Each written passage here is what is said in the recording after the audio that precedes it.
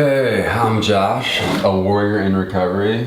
Those are some of the books that fell on me because of all of the gracious people that donated to our GoFundMe. I'm the founder of the Accountability Group, a social venture, and I am also a warrior in recovery. And what we decided to do, even though we didn't hit our goal, was to get the ball rolling. We came to a consensus as a team, and we were able to purchase 120 plus big books to disperse them to homeless shelters in Southeast DC, totally for free. Just we're giving them away. So, they don't have the literature. Here you go. You don't even need to buy it at cost. We're donating them. And that's what the accountability is all about, right? And that's what my vision as the founder is all about for the accountability group, is that I'm trying to figure out ways to make it free for the end users to be safe who would use our application.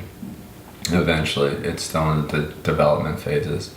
And then to charge the insurance and healthcare practitioners and use that money, a percentage of that, which would be significant actually, to provide services like this. I mean, this might seem small to someone, but to me that's huge. Like 120 some big books, that's big.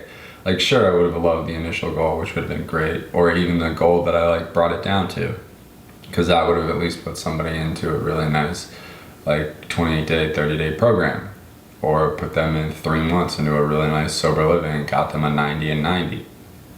But you know what? Who knows? Maybe the conversion rate might only be 10% because there's a high recidivism rate, which basically means a revolving door. People just, relapse. But maybe we get 10%, we get 12 people. Maybe we get 5%, we get 6 people, Those are 6 lives. So that goes to all of you who helped. Everyone who donated at the GoFundMe website, and whether there were naysayers or individuals who thought we, were just leeches. Actually, that's not the case. As a founder and someone who's been through the ringer and knows that this process is, you would never wish this on anyone else. Now that I'm between the guardrails and I can actually run this startup, the focus is on helping people. So let's get the ball rolling, and that's why I just want to say I'm very appreciative and grateful to everyone who donated and who contributed to our GoFundMe, either online or in person. There will always be naysayers or internet trolls, so thanks for those DMs. I always find them entertaining. I never respond. I mean, you can DM me whatever you want, but unless it's something that's positive, that I can share with other people that are, warriors in recovery, that are fighting the disease of addiction and mental health, then, I just have to let you live your best life, and I have to keep going about just keeping my side of the street clean. So with that, I'll do one reading and then share my experience, strength, and hope. So the Daily Stoic, July 19th.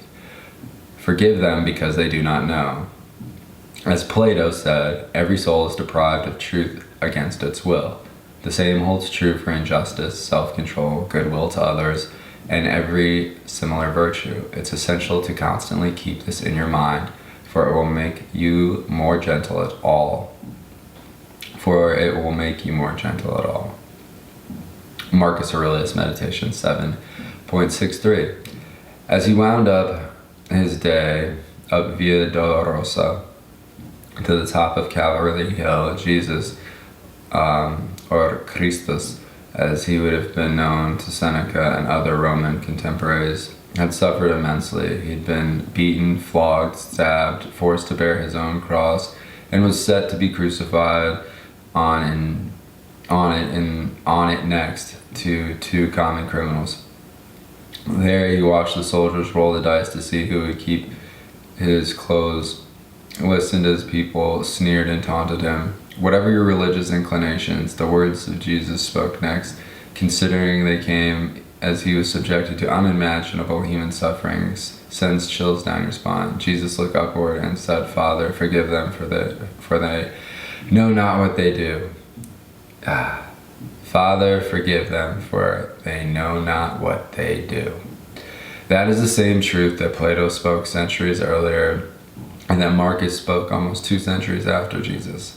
Other Christians must have spoken this truth as they were cruelly executed by the Romans under Marcus's reign. Forgive them, they were deprived of truth. They wouldn't do this if they weren't. Use this knowledge to be gentle and gracious. Yeah, my experience, I was a wrecking ball.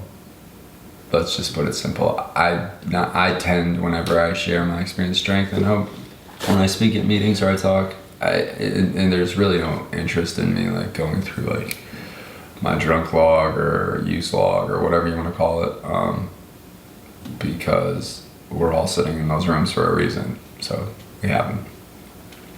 My strength, though, is definitely forgiveness. It's much easier for me to forgive others than it is to forgive myself, though. I will say that much. I don't know if that's the case for some of you. It's definitely the case for me. It's much harder for me to forgive myself than it is to forgive others. And then, yeah, I just like the title, Forgive Them Because They Don't Know. And that's kind of like what's been happening with the accountability group. This isn't my first startup. I always expect a lot of people to say no or not see like the vision. There's like a 99% fail rate for startups. Everybody hears about the successful ones, but they don't hear about the ones that just, they tried and then they immediately failed, or like they didn't really try, or they thought they tried, but they were considered a startup. I don't know, whatever you want to classify it as. I consider it to be a startup if you at least secured seed funding. So anyway, that being said, like, people might not think, as the founder and, CEO of the accountability group, that this is actually a social venture, when in fact, like, our GoFundMe was able to generate enough funds for us to get the ball rolling, so that we were able to purchase a little over 120 big books. And that is all because of your generosity that I'm very appreciative and grateful of. So while we might not have hit our initial or our second marker, my team and I came to a consensus, and I was like, listen, it all starts with a snowflake, and maybe it'll turn into a snowball, and maybe that snowball will turn into an avalanche, and we'll just keep going. But for now, the most important thing is making a difference, and that's what the accountability group is. It's tag, you're it. It's a helping hand. That's the idea. So thank you so much. Honestly, thank you. I'm very appreciative and grateful. Because I know how much the literature meant to me. It didn't mean much to me in the beginning, but it means a lot to me now. So us being able to raise funds through GoFundMe and now be able to distribute 120 plus of these to homeless shelters in Southeast DC, that's a big deal. So thank you. Just thank you.